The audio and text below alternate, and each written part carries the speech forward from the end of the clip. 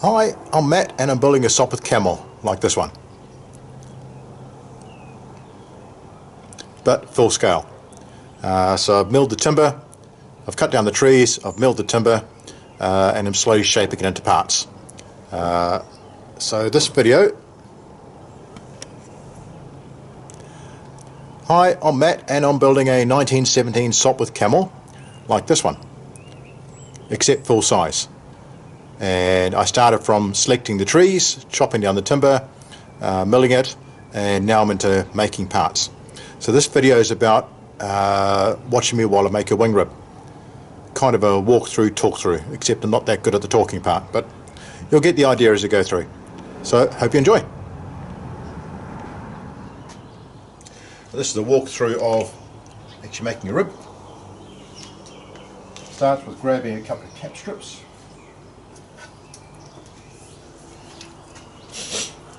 I'm just going to talk aloud. It's cold, I may end up blowing my nose, I may end up drinking coffee, and I'm just going to ramble properly as I go through this. So this is the one for the top rib. Before I grab that, grab parts.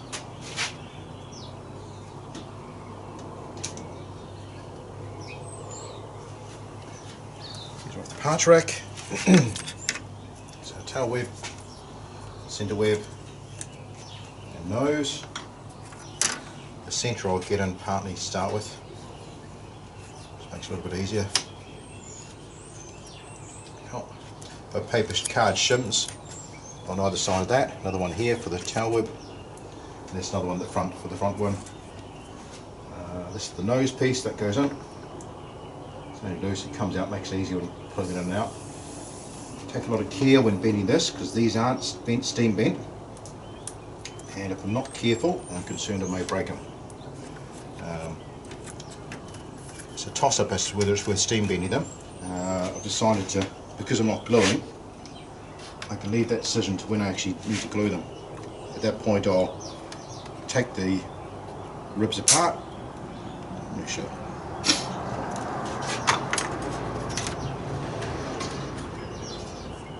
Okay, that one just broke. Alright, it's the first time that's happened. Cool. Well, we have the answer for that. And the answer for that is to trim off the back end and use it for a follow-on rib. That's a pain in the ass.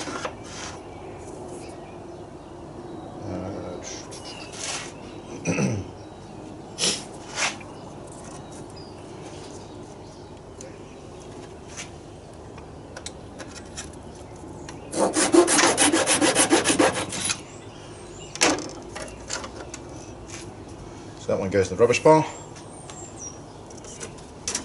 and that one goes a little stack we're making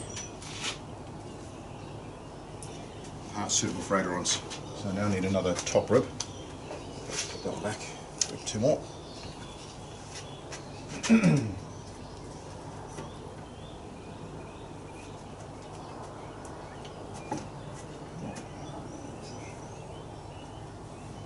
About 10 sets of these left at the moment.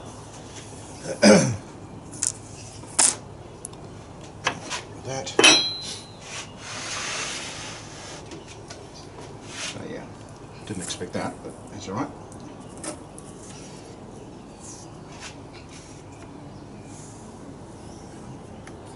It's got a weak point where that where there's a hole drilled through it.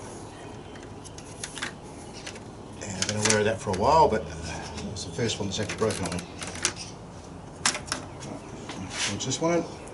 Give some support while I'm moving my fingers. That's the point when that one broke. Cool, and that's in safely. Now to push the top cap strip up against the stop at this end. Make sure they're all the same. Just get that pop in, there we go. I just had a click. It popped into the groove in the bottom. See, but part of making these is creating a 1/32 inch groove, deep groove in there. So the web pops into that.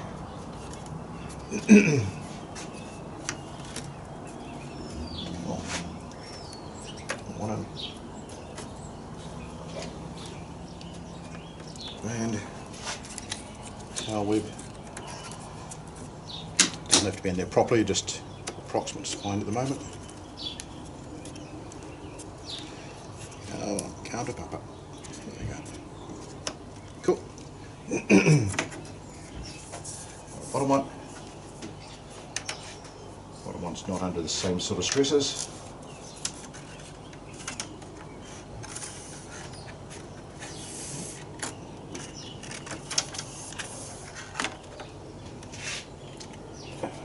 Finagle this one up a little bit. Let's get into that groove. There we go, hit a click. Something in there. Top one set. Cool. And just push up against the stop. There we go.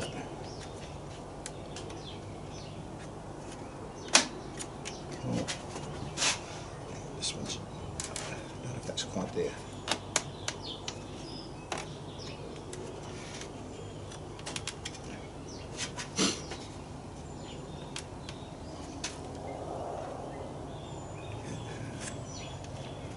For the moment, this first stage is about getting it all lined up so I can start marking where the holes go into the web ribs for the screws, screw holes.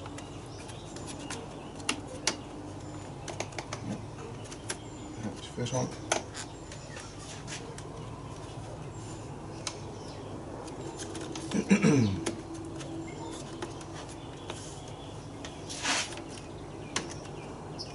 I sense I'm rushing myself, probably because I'm videoing myself at the same time, but just got to take this slowly, get it right. It's taken a long time to make these parts, so I don't really want to break them.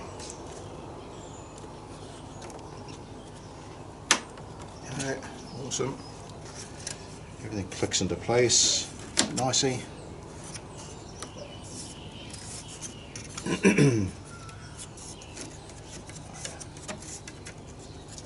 Count.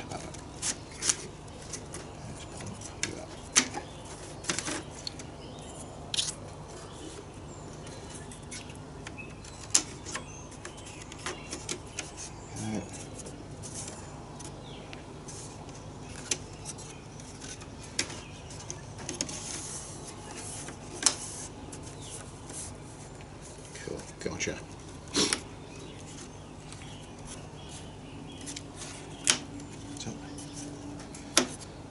Excellent. Okay, yep. Cool. So that's it basically assembled. So next stage, there's some excess of timber at the back. So I'll cut off the excess capping strip.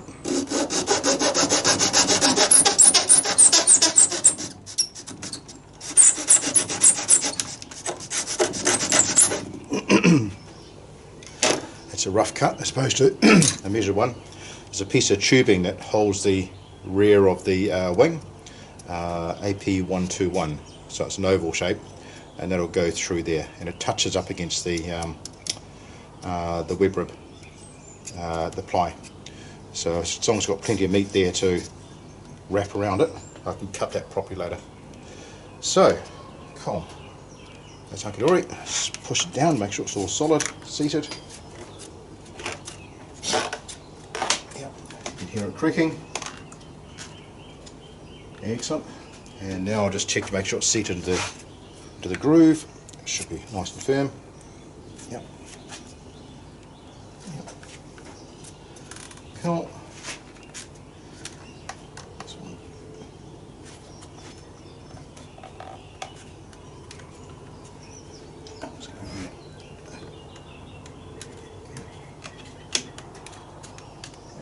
Really need another cam at this spot, and I had one, but then I haven't got access to the screws, so you compromise a little bit. Cool, so that's that done. Me just going to blow my nose, it's a bit cold this morning. Right, next stage is to use my custom tool. It's basically a block with a nail glued into the end of it. On the other end I've got a spare screw, which I use for sizing the holes I want to make for the rebates I want to make for the screws and the capping strip. So, right, use this, basically poke in the hole, Give it a wiggle to make an indent.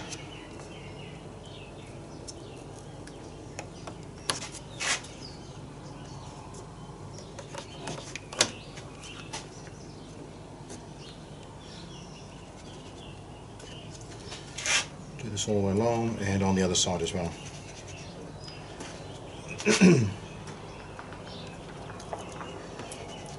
And typically while I'm doing this, I'm thinking about the next stages, which is mostly around the metal. So I've been trying to source the metal I want, which is 1025. Because that's the closest we've got these days to what they actually used back in the day.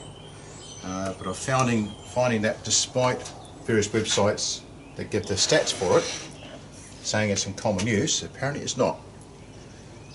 And we're struggling to find anybody that actually manufactures it anymore in small sizes.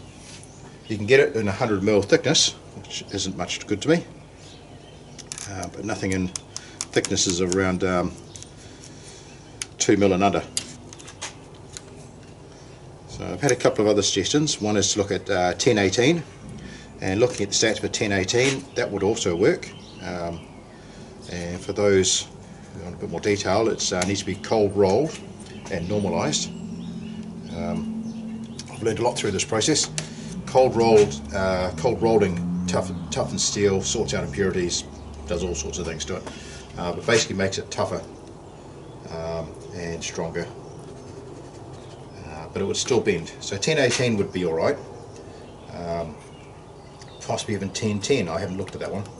But the other way I've been looking is having discarded chrome moly, which is 4130, as being too modern. It's in common use in modern aircraft as the steel of choice for tubing and for plate, steel sheet. But I just discarded that for two reasons. One, it's not historical, and the other is it doesn't bend tight enough. And when you bend the brackets, they need to bend snug to the ribs or to the spars. You don't want to be creating a bracket to go around the spar, then you have to shave off the corners of the spar in order to get the bracket to fit.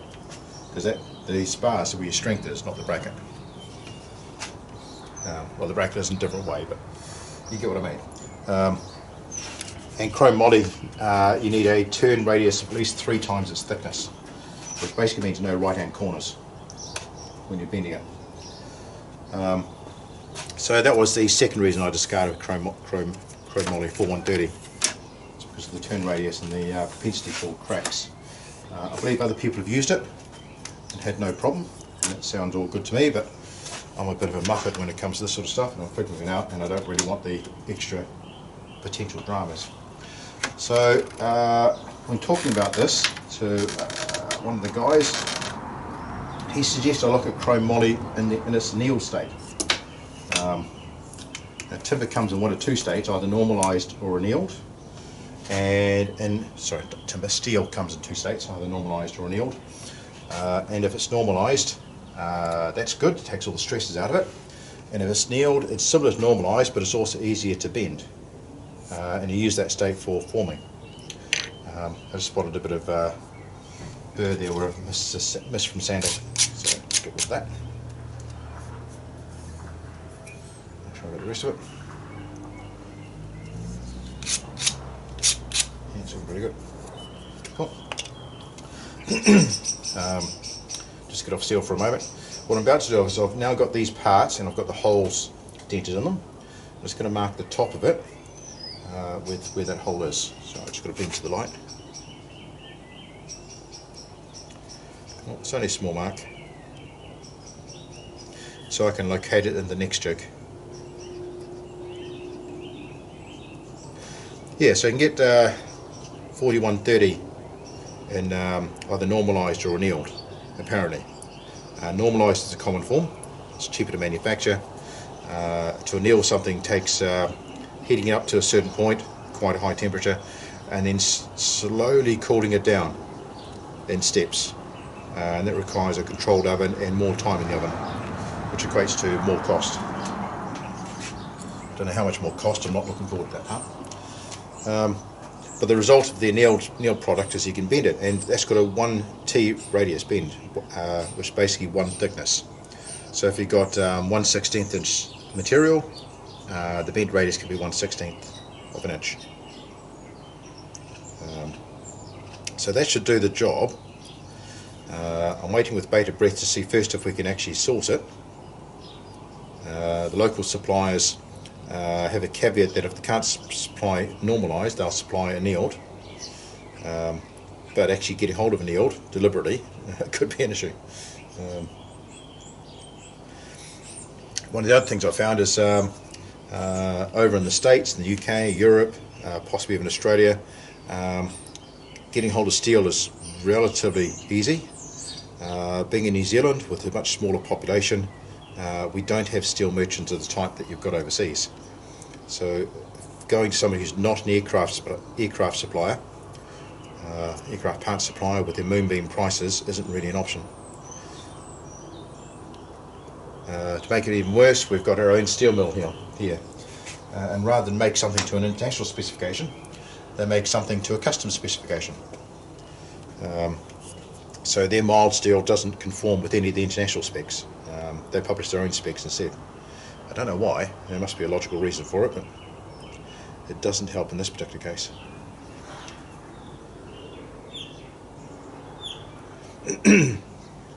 The nose piece, we've only got holes in the front at the moment because of the way the jig's organised. I can't get into the nose to put marks in here, but I'll sort that out in a moment. Right, so with that sorted, pencil marks done. Get hold of my jig. There's a pencil mark on there, and the right hand edge of that pencil mark is the one I'm working to. And at the bottom of that you can see a brass pipe. So just go on here, take a bit of care to line it up, a bit of light.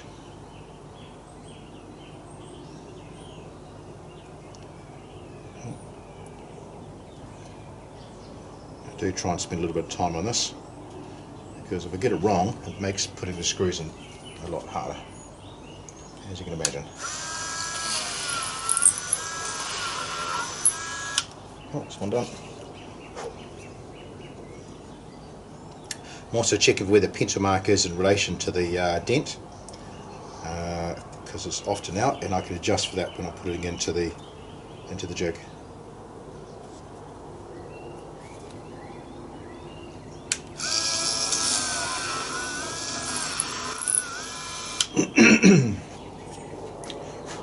Cool. So I'm done. The amount the drill bit is the amount the drill bit's extending out is enough to cover the depth of that plus the depth of a screw. So 28mm from the base to the point.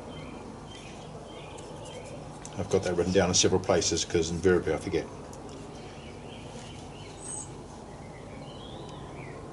Including on the side of the jig here.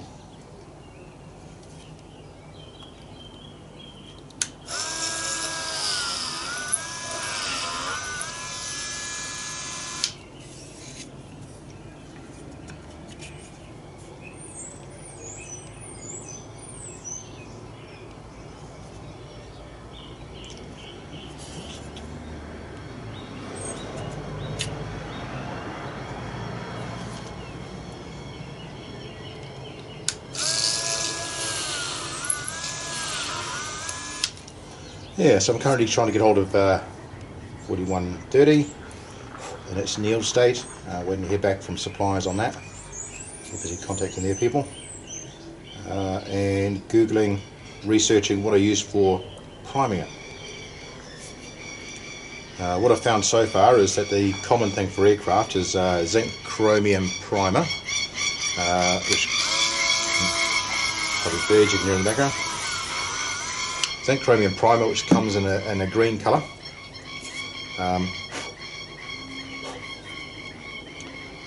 But trying to find that here in New Zealand is again proving to be a bit problematic. And from what I've researched, there seems to be some health issues with it, which might explain why it's difficult to get hold of. So I'm going to find out a little bit about each primers and figure out which one of those would probably do the trick. So at some stage this week I'll pop to the local hardware stores. We've got a couple of decent ones here in town, and have a look at the edge primers and make some notes and make a few inquiries. And I'll check with some guys down the airfield to see what they're using.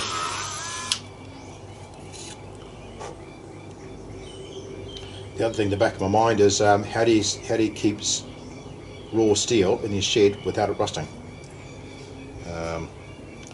I need to find out the answer to that as well before I start getting expensive steel turning up.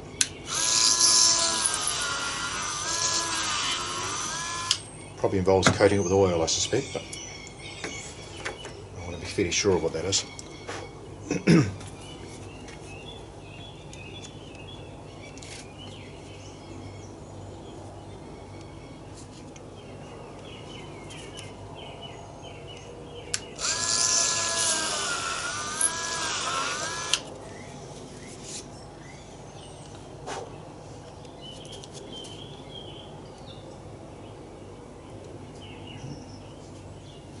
I'm slowly working through my bag of screws.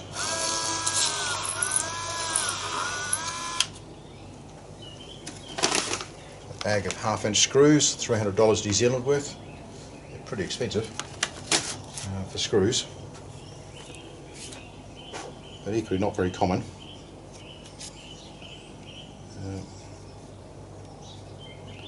I think they're mostly used for wing ribs. There's probably a few other places where I need to use them as well.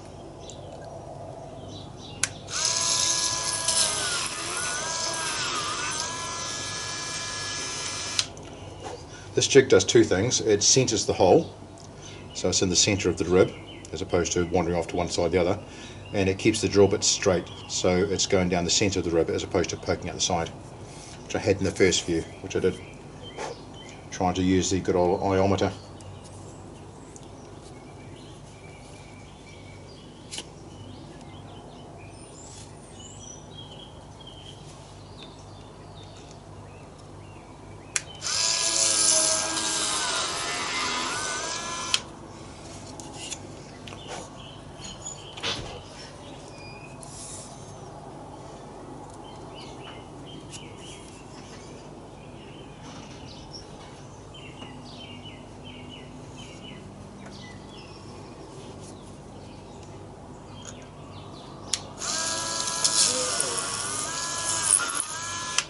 Hey Mum. Just trying to find my coffee cup. Yeah. We've got my elderly mother living with us.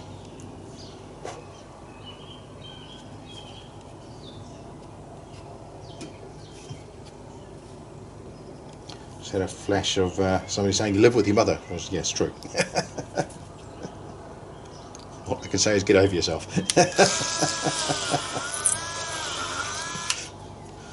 Oh dear.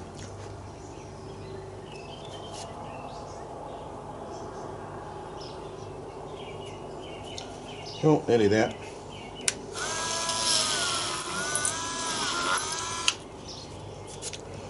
Once you get these done,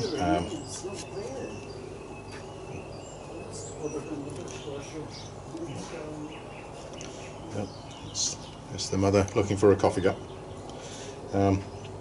Yeah, once I get these done, and I'm only about a quarter of the way through so far, I think I'd actually make custom ribs for the wingtips. So they don't use these ones, so I've got to manufacture specialised rib webs for those.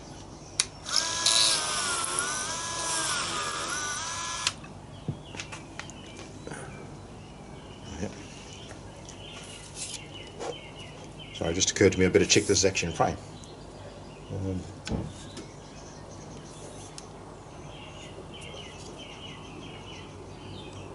Normally I've got the radio on the background.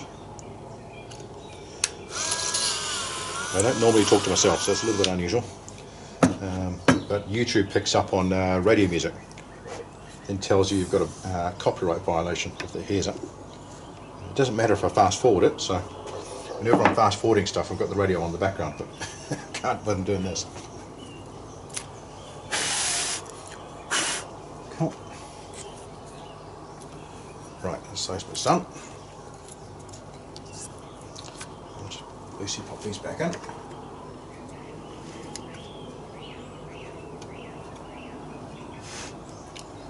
Just clamp the end of that, stop it moving. Right, now this one, and that's the bottom one, I'll do that one first. So this one, I'm going to place over top of this one, locate it on there, and then mark the front one.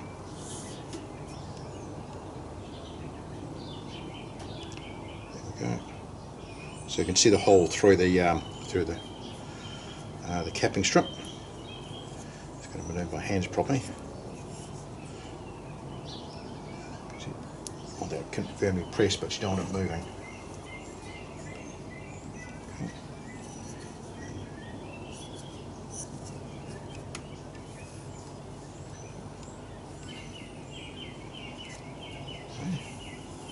I picked up the wrong one by mistake. Good too.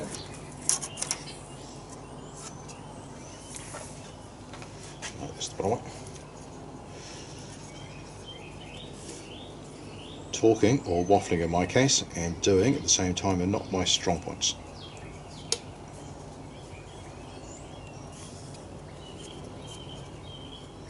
There we go. A little wiggle to get a decent dent. Cool.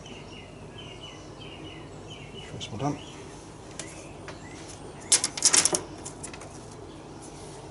Now the back one.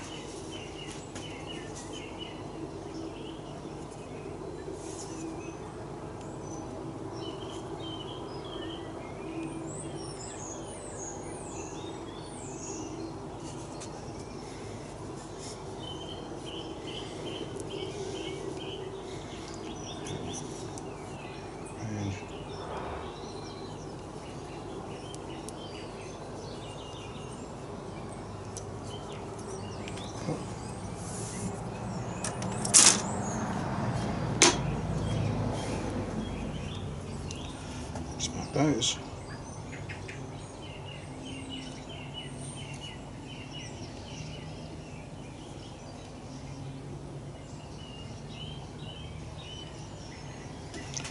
And we'll drop those out.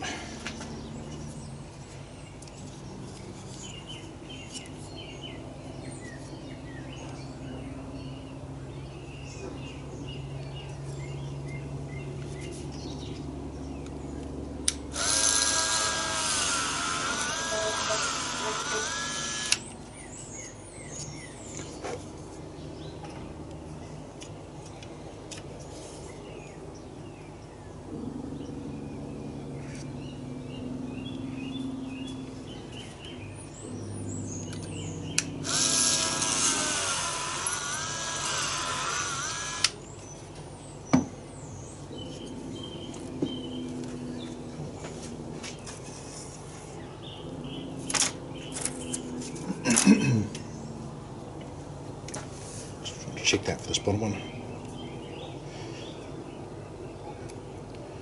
Probably going to find out if we redo this and torque up.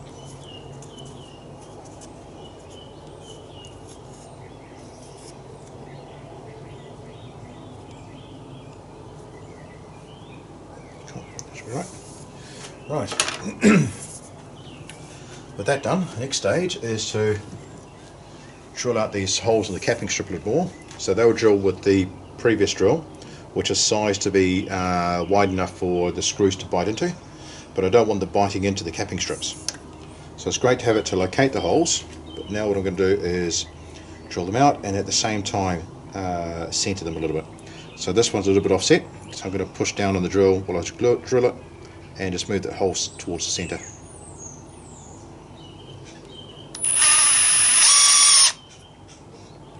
There we go, that's more center aligned. So I'll do that with all these on the way through.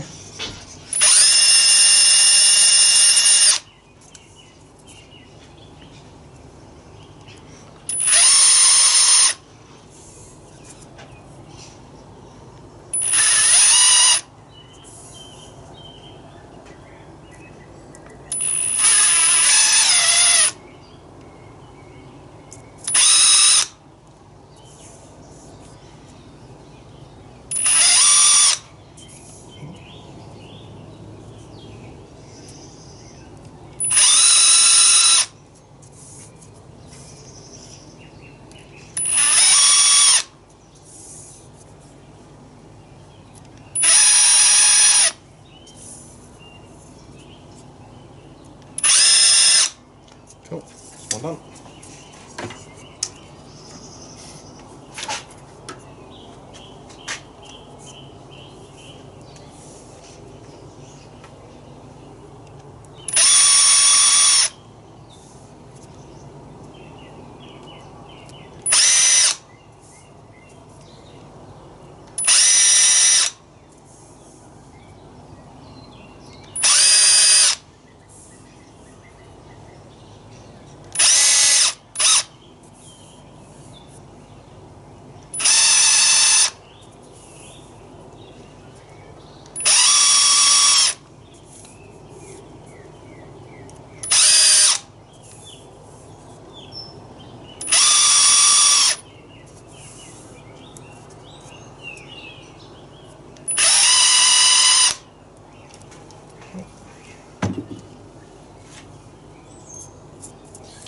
And yeah, cool.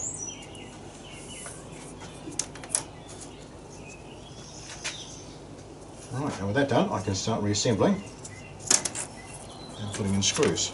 And the screws with that larger hole will now slide straight through this, so it won't bite into this, but the splayed head will grab into the rebate that I've created for the heads.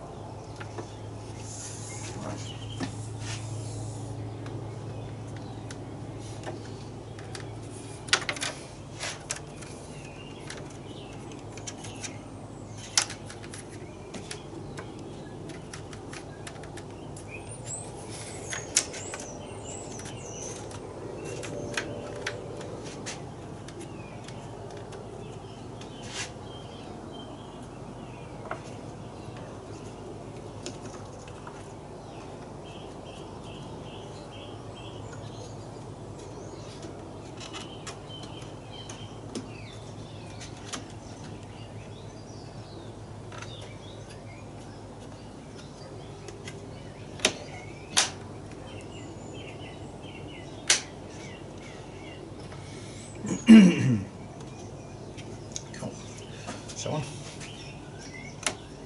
So with that front bend, what I'm wondering is how these are going to settle over time.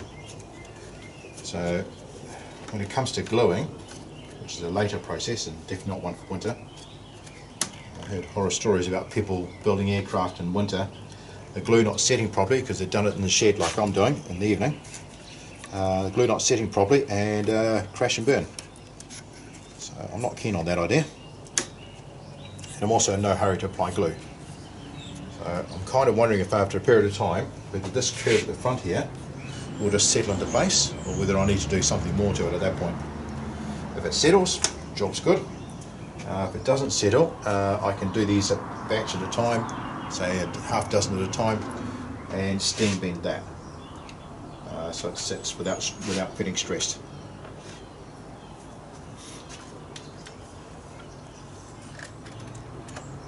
I've already got a steamer, so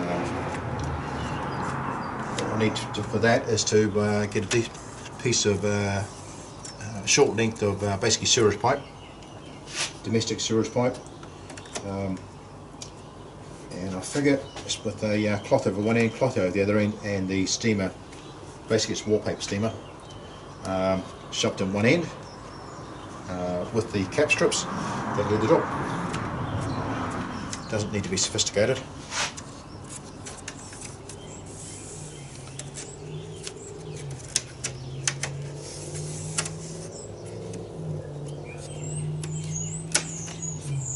There we go.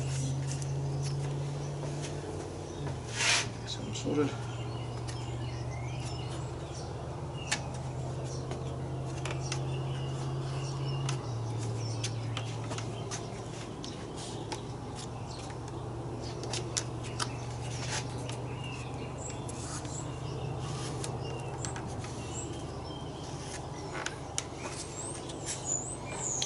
Cool. Goes down. Just make sure this is tail web snug up against that. I already know the centre one is. Make sure the tail one's is as well. Check that before drilling, marking your screw holes, and check that now. and invariably there will always be one or two screws that don't want to cooperate. So you'll probably see a bit of that as well. So pressing down hard to make sure that it's actually engaged in the capping strip. This one, because this end doesn't have the cam where it probably should. Push that in, that should engage that point, yep.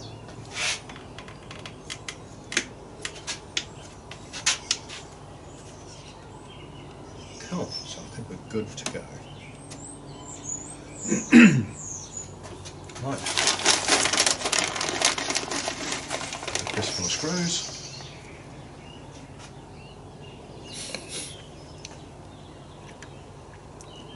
The glue I've got for gluing is T88, which I've moved. I think I moved on the other bench, which is a structural adhesive used in common use for aircraft. There's a couple of different gluing systems, and I've got no real preference of one over the other. Just T88 seems to be what's being used by the guys doing what I'm doing here, building antique aircraft. So cool. If it works for them, it works for me. I've already had a vigorous conversation with somebody on the merits of other glues, and quite frankly I don't care. I just need something that works and is relatively easy to use. Same applies to varnish. I've ended up picking up a 2-pack varnish system, which would work quite nicely as well. 2-pack because it's more resistant to things like petrol and oil and that sort of stuff. And whatever we use, I end up using for doping surfaces.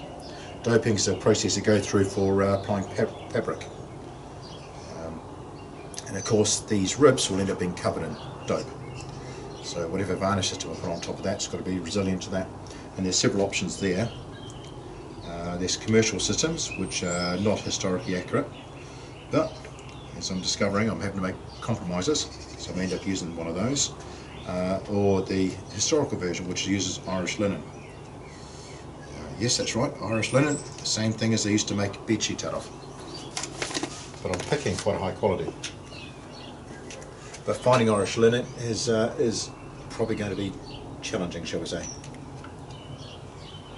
So this one's not cooperating, but only because there's a cam right beside it. I'll start this end.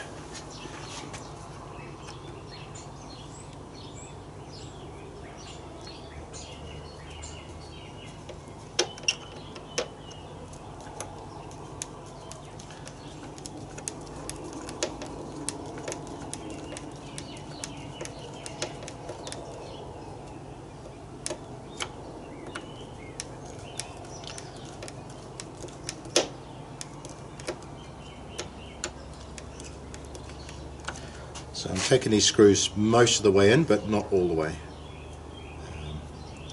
That way there's still a little bit of leeway for things to move before they get seated in fully. So the first 2 or 3 will end up pulling the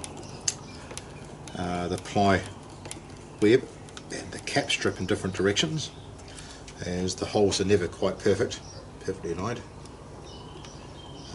And that'll be the initial movement, and then you start from the centre, at least I do.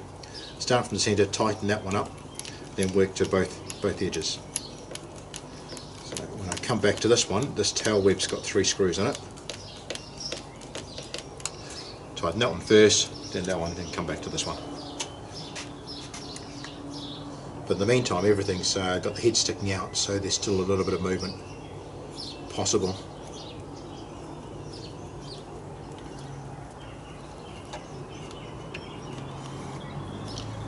And with tightening them, they're just tightened up to be comfortable. So they're just sitting snug. I've already broken one cap strip through over tightening, which obviously I want to avoid if I can. That just caused it to split.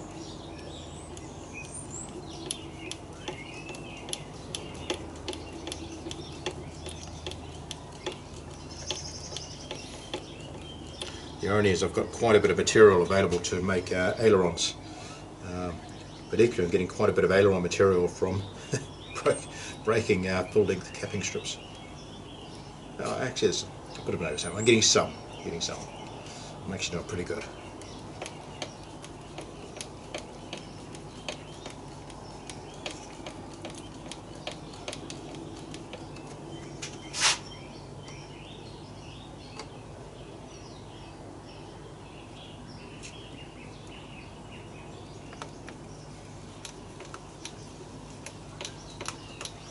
I'm going to find it interesting myself to go back and listen to this. I've got no idea whether my voice is picking up. And I strongly suspect I may end up having to do this second time.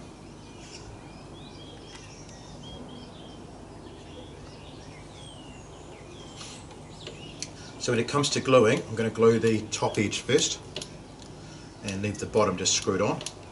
And I won't glue the bottom until I actually put it onto the wing spars. And I'm going to pick the top edge largely because of that curve at the front here. I want to deal with whatever issues come up with that while these ribs off the wing. And get that permanently resolved, and then we can move to the easy part, which is attaching it via the bottom one. When they're supplied to the front, they were supplied with either both sides or one side not glued. And when it comes to fitting them on the spars, you can't slide these on, partly because to do battle repairs, partly because it involves taking every other spar, every other rib off and completely removing all the fabric, which turns into from a small job to a major job, but partly because on the spars you've got two blocks of wood either side which are glued to the spar, and this keys into the centre of it. That stops it from moving sideways, so the rib's not glued to the spar.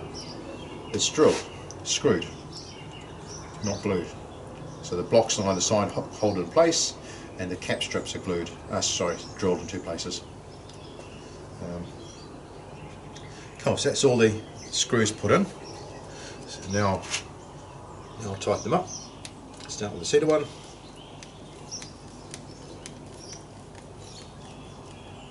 So just to be comfortable, there we go. I'm not trying to get it below the surface at this point or anything like that. I just want it to be just comfortable, just to hold in place. Don't want to overstress anything or strip out the plywood with over tightening either.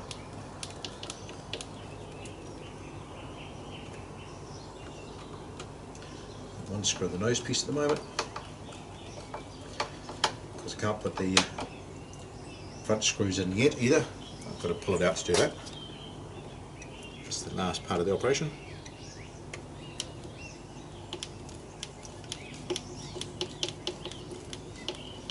Actually, give me interest. Look at the timing of this video as well. See how long it's taken me. It's definitely quicker than it used to be. It used to be a couple of hours to make one of these. So I faffed around and figured out how to do it, and how not to do it. Probably more correctly the answer.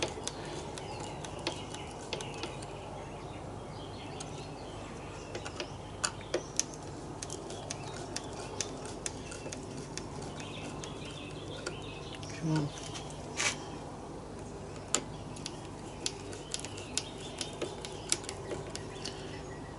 So when it's not too cold, I'm knocking out two of these underneath.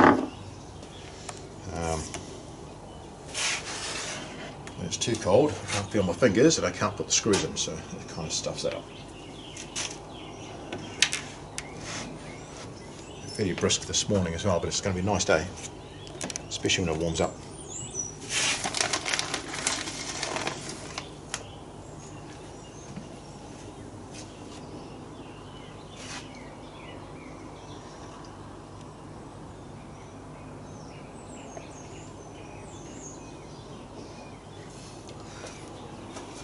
Just while talking to you guys, my coffee's gone from being good and hot to the wrong side of lukewarm.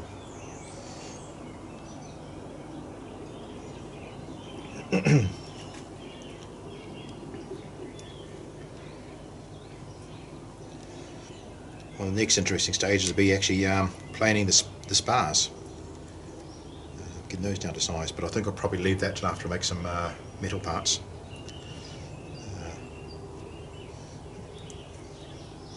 There we go. You can feel when these screws start keying in. they don't key in, they've got a little bit of jiggery pokery. Most of them are good.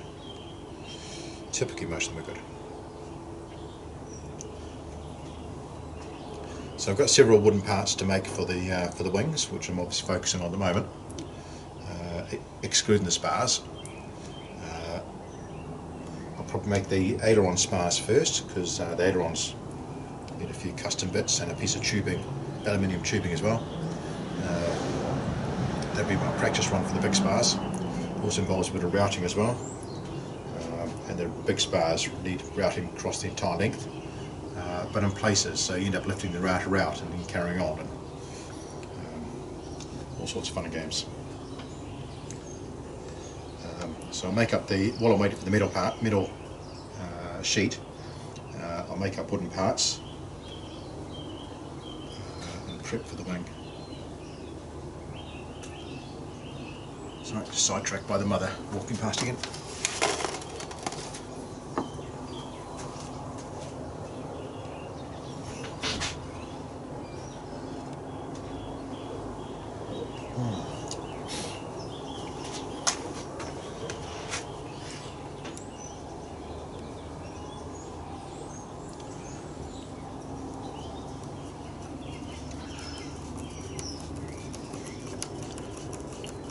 Nice.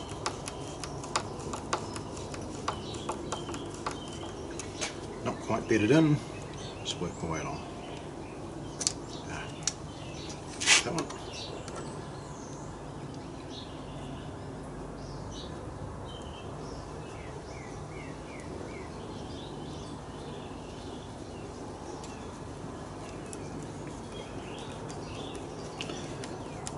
As they find the hole, they go in as a funny angle, then end up straightening up. Symptomatic of the hole not quite being centered to the cap strip. But you get that with the big jobs. And over time it will settle down. This one's spot on.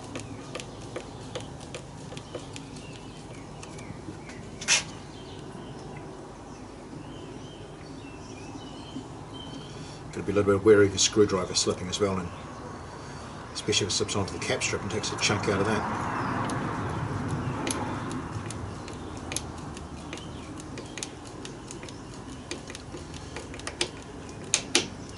To be honest, I'm not too worried in most parts, but if it's around the spar, I'm not going to be happy taking a chunk out of the cap strip, because based on testing, that's where the crucial strength is, and we've already got holes in the cap strip. We don't need larger holes created by screwdrivers slipping.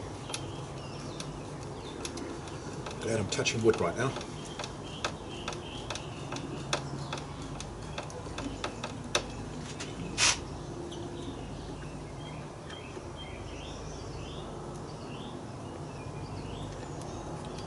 I'm getting better with these holes. These are all going in nicely.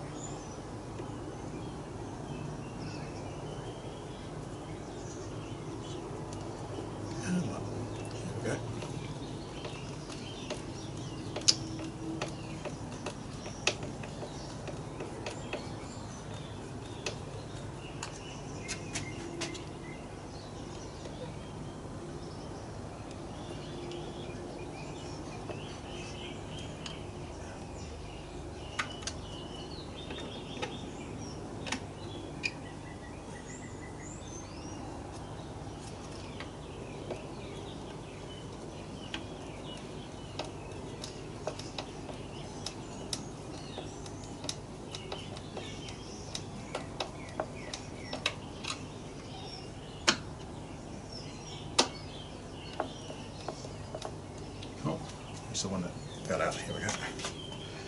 The front here.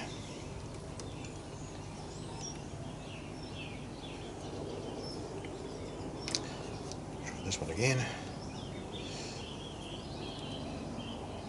Feel for that hole.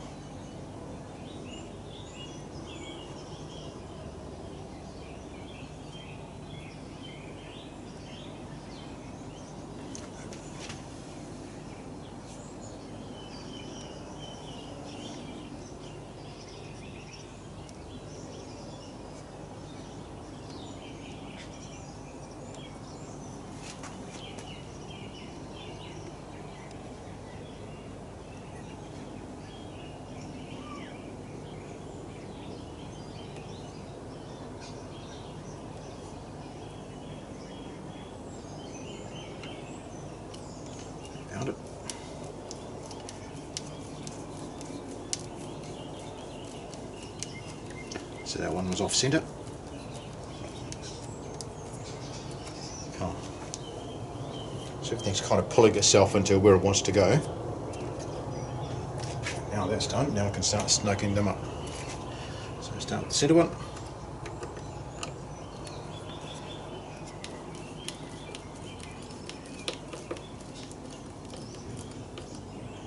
Just comfortable.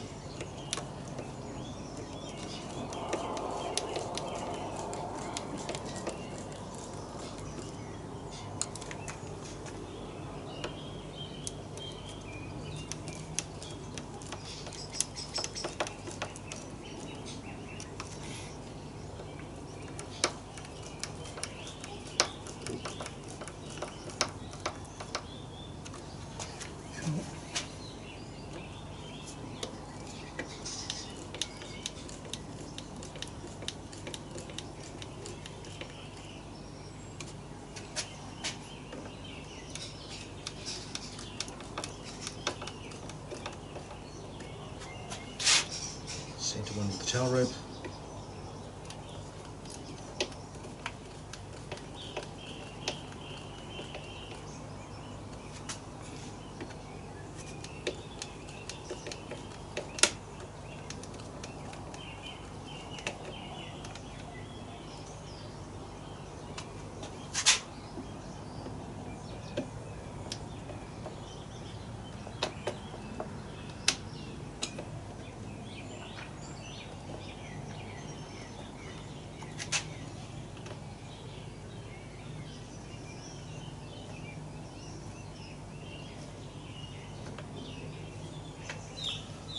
Cool.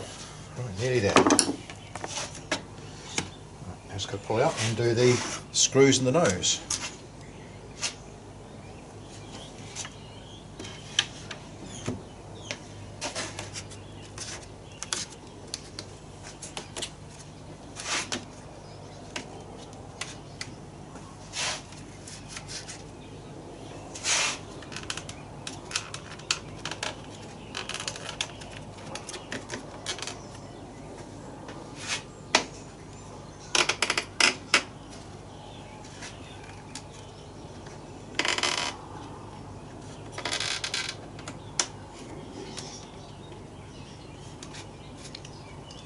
Cool. Right. This part's a bit hard on the thumbs, so keeping this pushed in for the duration it takes to screw a screw in is a little bit tough.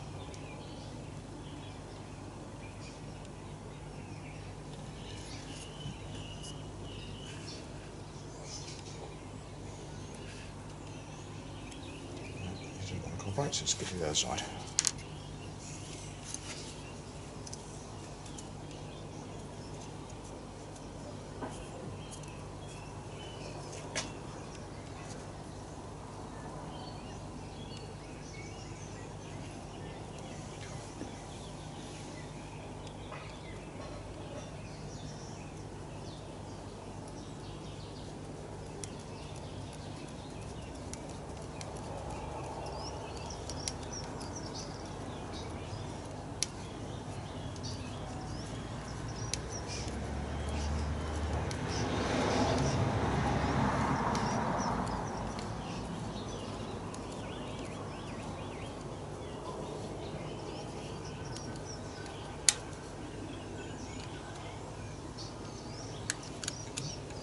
Can't.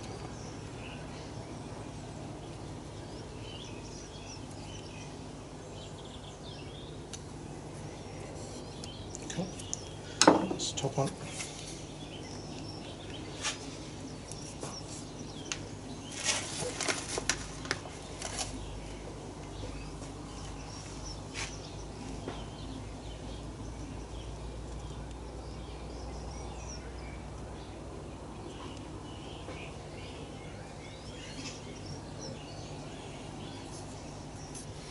Okay, something funny going on here. Appears to be lined up.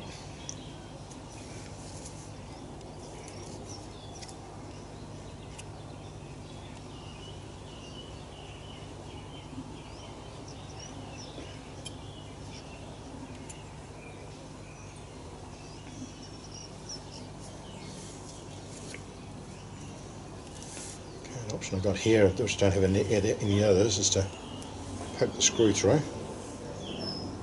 So we can line that up.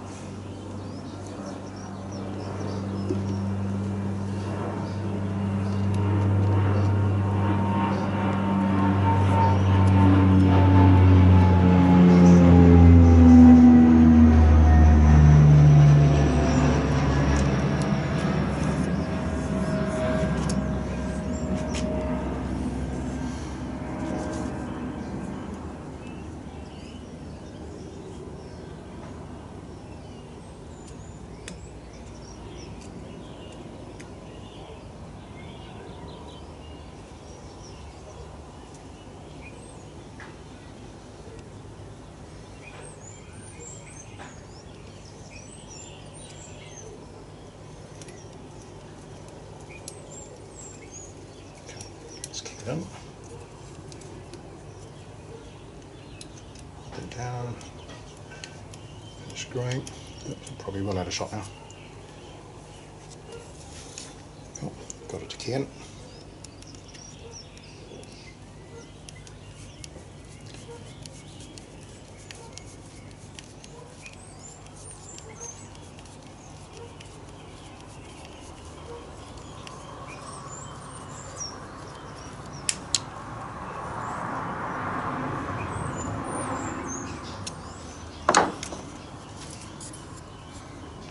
Cool. Done. One wing rib. Down the rake. Job's a good one.